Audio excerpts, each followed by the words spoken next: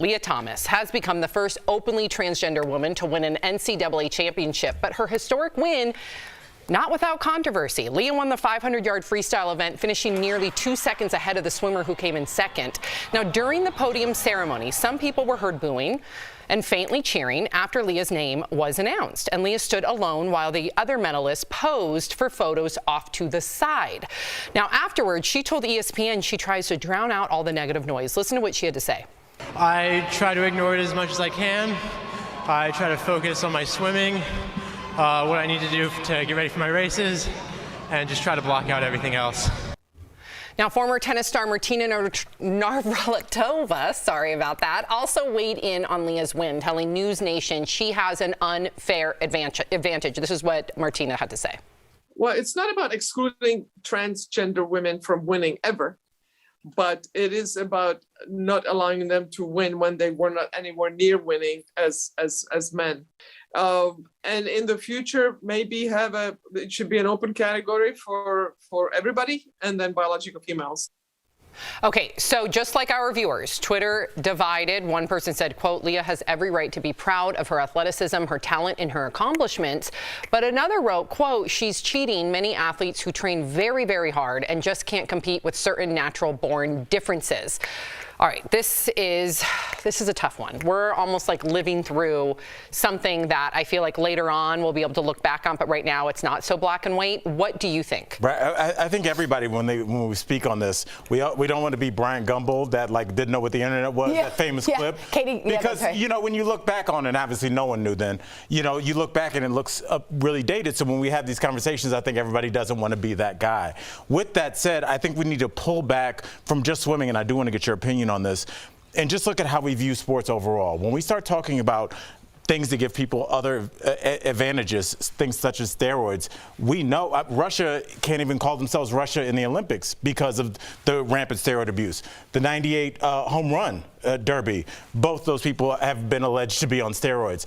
Mark Hunt is suing the UFC because when he fought Brock Lesnar, it appeared as if Brock Lesnar was feeling no pain, and we'll leave it at that. So if we are going to say that that is okay, A-Rod signed a $250 million contract after he was accused of using steroids. So if we're saying that those things do help you and we are going to retroactively then make a blanket rule for everybody, I'm fine with that. But when we start picking and choosing certain sports over others, that's where I have a problem. But in the interest of fairness, I do see that we have an issue that we need to hash out, and I'm not sure how to do that. Yeah, and to your point, I don't think people think it's okay that those guys were on steroids. You know, Sammy Sosa, all the names that you mentioned. Allegedly. Allegedly. Yes. People they're not okay with that either, and I want to put that on the table. Before we have the conversation about trans women in sports, because it's not trans men in sports, it's very, very rare that there's a problem with that, and I say problem in quotes. Yes. We have to have a conversation about the conversation, because as soon as you oppose that or put up any saying like, hey, let's see if it's fair or not, people already attack you. Listen, I have no problem with trans people. There's no problem with trans people. I support trans. Either way you want to go, I support that. However, there's a different conversation now when you're talking about sports, and it doesn't mean you're transphobic. That's where we need to get over. Is there a place for trans people in sports? 1,000%, but is it fair to people who don't have that advantage? I think there is a definite advantage. Take away the testosterone levels and what it is. You're born with bigger bone density. When you go through puberty, you already are breaking through a barrier that that doesn't have an advantage. And Tori was talking to me about, what does she mean, Martina? Martina Navratilova. I was trying to be understanding of what exactly she was saying. Right. So there are a lot of examples of trans women who, when they were men, tried to compete for the Olympics, and they just couldn't get there. They couldn't get over that hurdle. So they transitioned for whatever reason, their own reasons personally, right, which is perfectly acceptable, and then continued in that sport and then medaled in that said sport. There's a lot of examples of that. So I don't know if this gets into that crossing the line of the trans community for the reasons that they've changed. And are they simply doing it for a sport? And we need to find a place for them. When we look back on this, we're going to say, hey, this is the perfect arena for these people to compete. Because I love sports. I love competition. There should be room for everybody. But we need to get over the stereotype of just because you're opposing it or trying to find a different spot, you're already labeled transphobic and you have no voice. I appreciate that nuance. I just want to get swimming. I did not swim in our competition, so I'd like to actually go to you. I don't know swimming. Okay, Our competition. We had a swimming competition. She's like an Olympic level swimmer. I just wanted to go to you. Listen, for decades, I've definitely been on the supportive side of supporting trans women in sports. Now, in the beginning, I will say, because in 1998, I think there's even a tape of me somewhere where I was hesitant to support it because I did not think it was fair.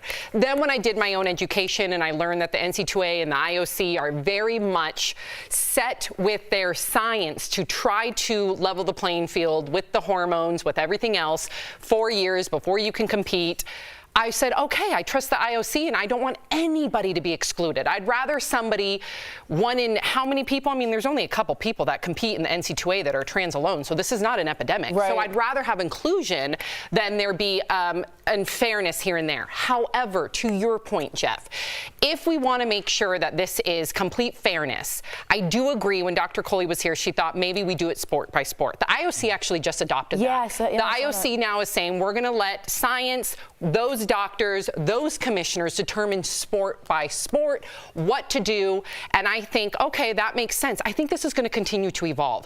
I agree with you. I want it to be fair for everybody. I do not want there to be any sort of exclusion. I don't know, because there's not that many trans athletes, if we have a separate category, that to me feels like segregation. So I don't know if that's the answer, but I like that we're trying to figure it out. I just hope that everybody gives respect and grace while they figure it out, like we are.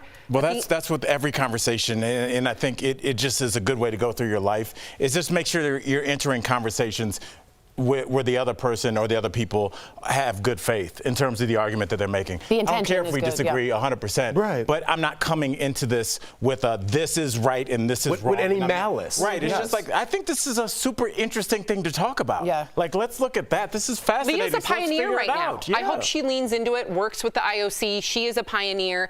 Hopefully what she and the IOC and other sports and their athletes figure out will benefit the athletes later on. And I hope we can look at it that way rather than her being a quote unquote cheater or right. a problem. I hear that.